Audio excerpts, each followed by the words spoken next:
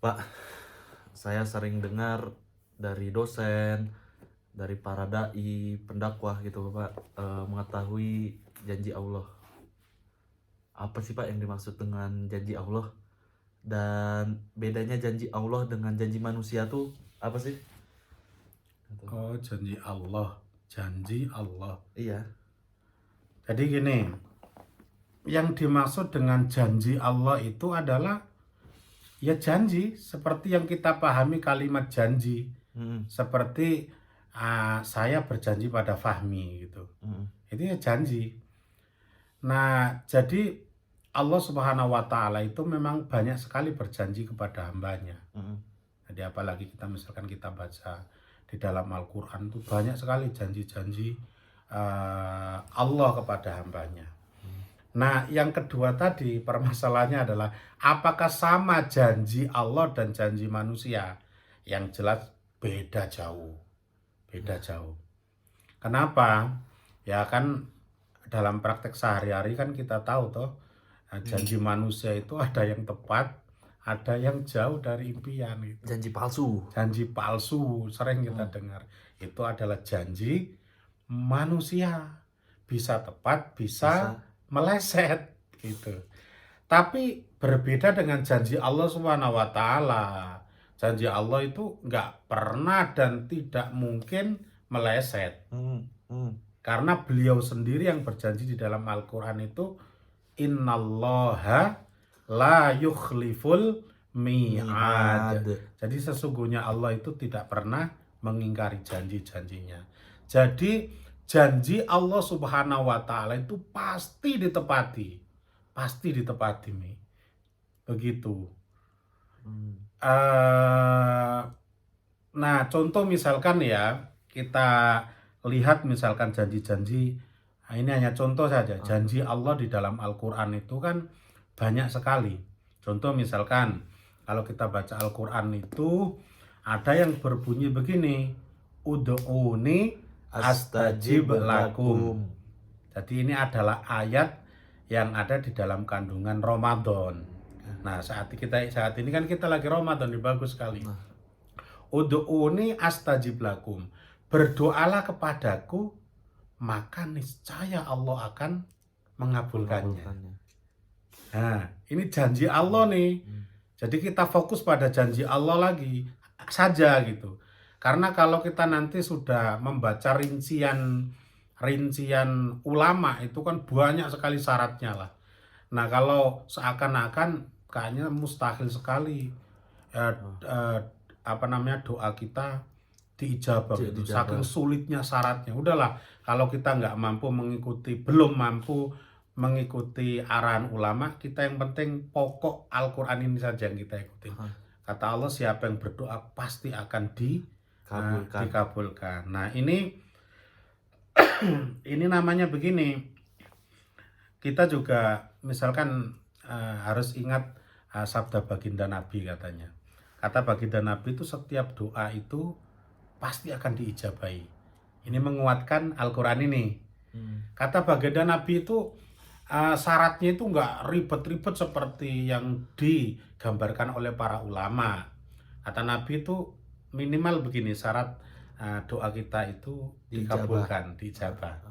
Kata Nabi itu mamin mukminin, setiap orang mukmin yad'u bidakwatin, yang berdoa dengan sebuah doa, laisa fihi qati'atu rahmin wala itsmin, yang di dalam doanya itu tidak ada kandungan memutuskan silaturahmi atau yang sifatnya berdosa.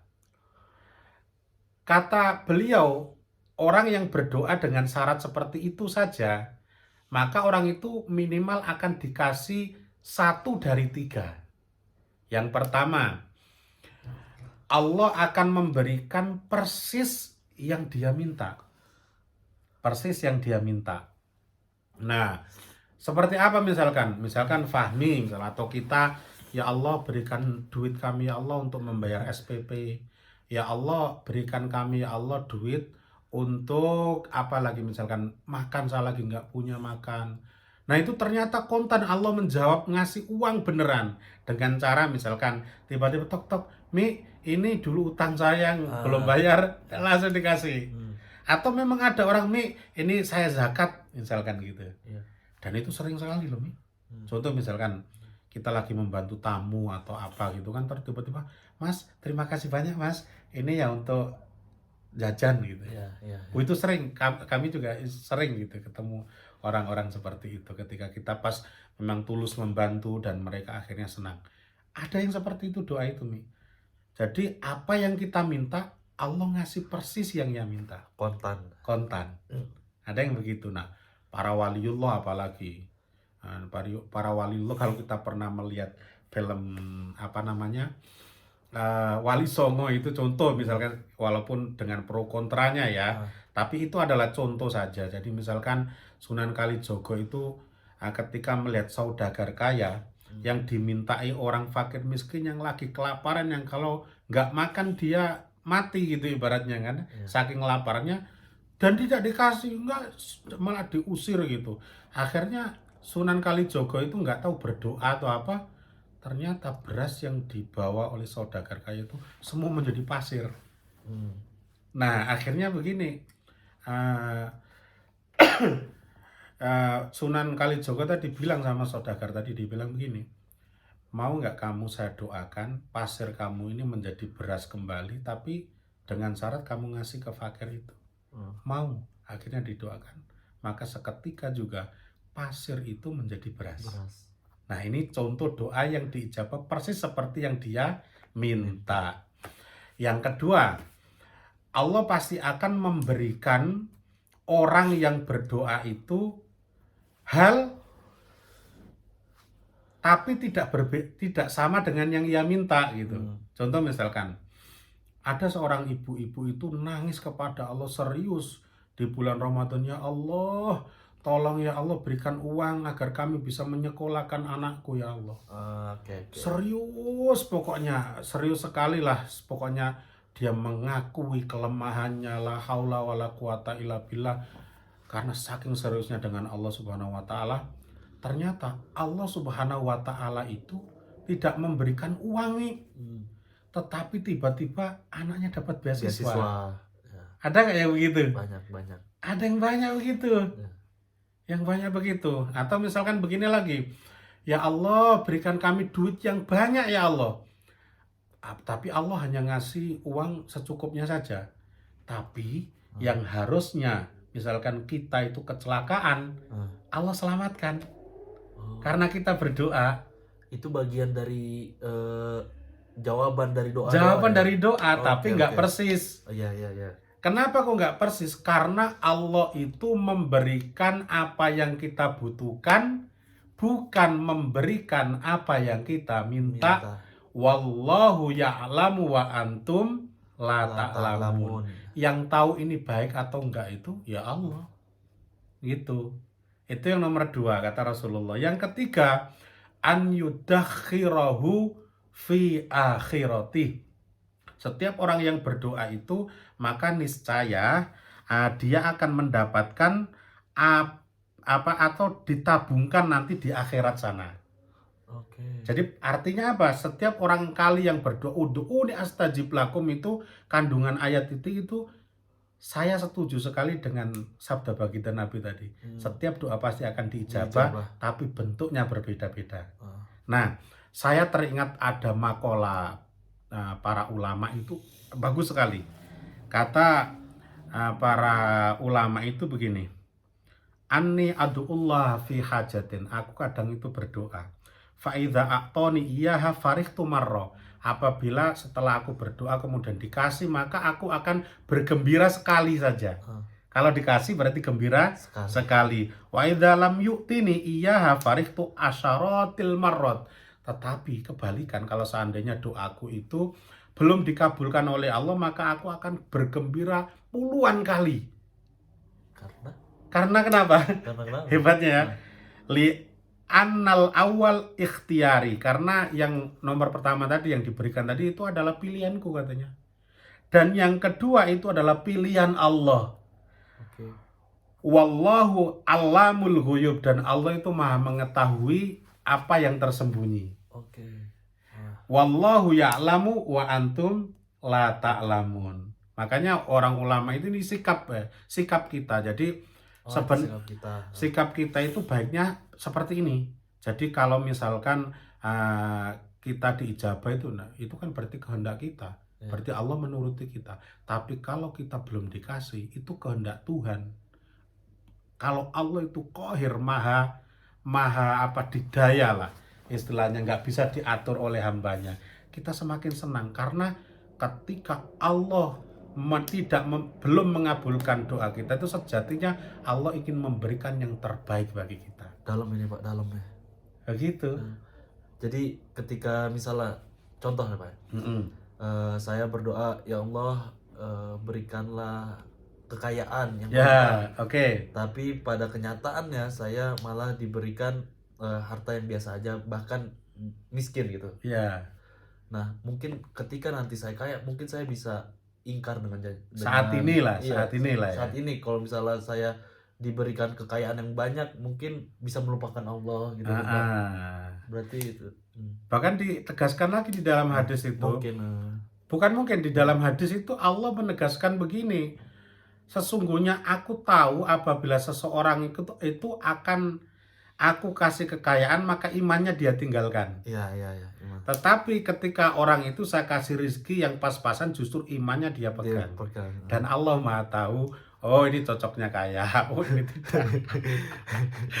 Subhanallah, kita itu bangga. Raditu billahi robba wa bil islami dina wa bi Muhammadin sallallahu alaihi wasallam nabiyyan wa rasulah. Oke, dalam.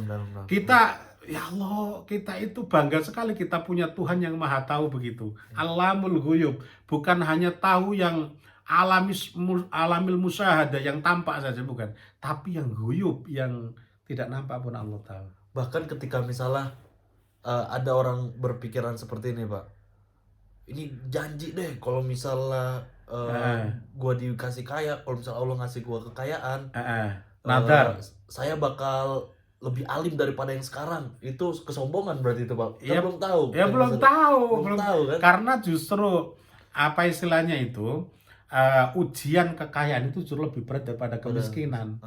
Makanya banyak sekali orang yang diuji kesusahan itu dia berhasil, tapi justru ketika dia diuji dengan kemewahan dia hancur. Banyak gitu. Nah, ini adalah sebuah bentuk dari janji Allah, ud'uni astajib lakum. Yang kedua, fadhkuruni adzkurkum, ingatlah aku maka aku akan ingat kamu. Janji itu. Makanya ketika kita itu berdoa astagfirullahaladzim, astagfirullah, ingat Allah, astagfirullah, Allah, astagfirullah, berarti saat itu juga Allah langsung ingat kita. Maknanya iya, fadhkuruni adzkurkum, ingatlah aku maka aku akan ingat kamu, kan begitu. Kalau kita ingat Allah berarti otomatis langsung Allah ingat. Tapi naudzubillah kalau sebaliknya, kalau kita nggak pernah ingat Allah, Allah juga nggak ingat kita loh. Oke? Janjinya keren kan? Ini janji Allah itu, dan pasti innallaha la yukhliful mi'ad tadi. Masya Allah, indah. Makanya ada lagi kata baginda Rasulullah SAW itu begini. Mathalul ladzi yadhkuruni, perumpamaan orang-orang yang mengingat aku itu, walladzi la yadhkuruni, perbedaan antara orang yang ingat aku dan orang yang tidak ingat aku itu, katanya kal hayyi wal mayyit, seperti orang yang hidup dan yang mati. Orang yang ingat Allah itu sama dengan orang hidup. Orang yang tidak pernah ingat Allah itu bagaikan bangkai yang lagi berjalan di mata Allah. Saking hinanya gitu. Naudzubillah min dzalik. Mudah-mudahan kita wala taj'alna minal ghafilin, jangan sampai kita termasuk orang yang lalai dengan Allah Subhanahu wa taala. Jadi kalau kita ingin tahu bahwa Allah itu ingat kita, berarti di saat kita ingat Allah, Allah ingat kita. Janji itu. Nah, kemudian lagi, la in syakartum la azidannakum. Ketika kamu itu bersyukur kepadaku, maka niscaya aku akan tambah itu. Makanya contoh misalkan begini, kata ulama itu mengajarkan setiap kenikmatan yang atau ketaatan yang kita lakukan itu agar dia bisa bertambah, Mi. Maka kita harus syukuri dulu nih. Contoh misalkan tadi kita itu bisa sholat raweh, itu syukurin itu nikmat atau karunia yang paling dalam itu dari Allah yang diberikan kepada kita. Nah kalau kita pengen itu bertambah lagi, disyukuri ya Allah, alhamdulillah dengan taufik dan hidayahmu aku bisa melakukan taraweh. Jadi kata hikam atau ilah itu malah begini. Jadi talilah kenikmatanmu itu dengan syukur. Karena kalau seandainya kamu nggak menalinya dengan kesyukuran, maka niscaya nikmatmu itu akan hilang. Jadi makanya jangan buru-buru, misalkan kita sudah punya uang misalkan cukup makan hari ini gitu ya, syukuri dulu, nanti biar besok ada lagi gitu. Nah itu caranya, itu janji Allah itu pasti itu. Jadi terkadang itu kadang kita gini loh, justru ketika kita itu pas lagi berlimpah, dapat gaji banyak gitu, justru malah kita lupa bersyukur, Mi. Padahal orang-orang tua kita dulu ngajarin, kalau dapat uang itu pertama misalkan syukuri dulu, alhamdulillah saya nerima uang. Nah kalau orang-orang dulu malah sudah jelas begini, cara bersyukur kepada Allah itu gunakan uang itu dalam hal kebaikan. Jangan sampai kita pergunakan untuk menolong kepada kejelekan. Makanya kalau bisa misalkan nikmal mal as-solih fi yadi rajulis solih. Jadi sebaik-baik harta yang baik itu adalah ketika dipegang oleh orang soleh. Maka salah satu diantaranya itu, salah satu mensyukuri nikmat kita itu kalau bisa sodakokan, khususnya sodakokan kepada orang-orang yang soleh, sehingga dia uang itu nanti dipakai untuk ketaatan kepada Allah Subhanahu Wa Taala. Kita dapat pahalanya itu. Diantaranya begitu, itu janji Allah. Kemudian lagi yang terakhir ini, wa ma kana Allahu mu'adzibahum wa hum yastaghfirun. Allah Subhanahu Wa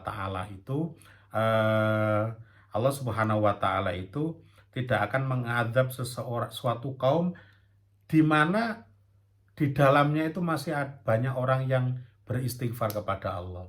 Astagfirullahaladzim. Makanya sebenarnya kita ini berutang budi bagi orang-orang yang selalu istighfar. Karena dengan istighfar mereka ini Allah nggak mengadab kita gitu. Itu janji, di antara janji Allah. Maka Pak, manfaat kita mengetahui janji-janji Allah itu apa Pak? Manfaatnya? Masya Allah, pertanyaan ini penting. Jadi kenapa kita itu harus tahu janji-janji Allah itu? Bahkan saya punya dosen atau punya pembimbing lah di sini, itu namanya Doktor Ustadz Asyekh Shola Al-Khalidi. Itu murni guru kami yang mengajar di Jami'al Ulum Al-Islami Al-Alamiyah. Saya sering ngaji sama beliau. Beliau diantaranya itu punya kitab Al-Wu'ud fil Quran. Janji-janji yang ada di dalam Al-Quran. Begitu banyak. Enggak terlalu banyak sih, tapi seginilah. Berapa lembar? Sekitar 400-an halaman. Itu isinya itu menguraikan janji Allah semuanya. Gunanya untuk apa? Ketika kita itu tahu dengan janji-janji Allah itu tadi, nanti kita akan minimal kita tahu apa sih janji Allah. Kedua, dia akan memberikan motivasi kita untuk terus mendekat kepada Allah Subhanahu Wa Taala. Jangankan ya, perbedaannya begini. Kalau kita misalkan dijanjiin sama orang yang punya pangkat tinggi, misalkan Pak Dubes atau Pak Menteri, Mi, kamu datang nanti kamu akan saya begini. Semangat nanti. Semangat. Walaupun bagaimana susahnya akan ditempuh itu. Nah begitu juga ketika kita itu tahu akan janji-janji Allah Subhanahu Wa Taala, maka niscaya kita akan semakin semangat mendekat kepada aturan Allah Subhanahu Wa Taala. Dan mudah-mudahan kita semua bisa mampu itu, Mi. Wallahu a'lamu bissawab.